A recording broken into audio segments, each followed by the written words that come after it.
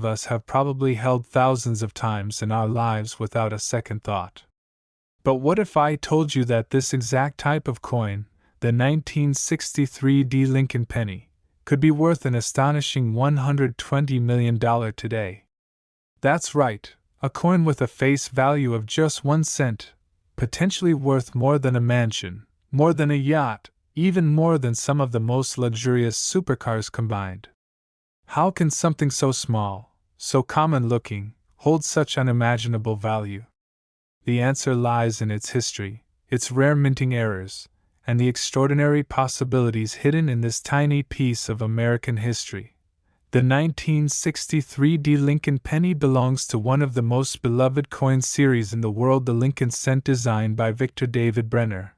This iconic coin first entered circulation in 1909 to honor the 100th anniversary of Abraham Lincoln's birth. For decades, it stood as a symbol of unity, freedom, and America's enduring legacy. The 1963 D. penny, minted in Denver, represents one of the last issues before the great shift in U.S. coinage materials that occurred in the mid-1960s when the country began moving away from precious metals. It's part of the era when pennies were still made from 95% copper and 5% tin and zinc, giving them that beautiful reddish-brown tone collectors adore. But even though more than 1.7 billion of these coins were minted in 1963, the Denver issue hides something extraordinary. Some of these coins possess rare minting errors and mistakes that make them incredibly valuable. These aren't just tiny imperfections, they are striking anomalies that can transform a simple penny into a multimillion-dollar artifact. In fact, experts believe that a perfect condition 1963 D. Lincoln cent with extreme error characteristics could reach values as high as $120 million in private auctions or to collectors who recognize its one-of-a-kind nature.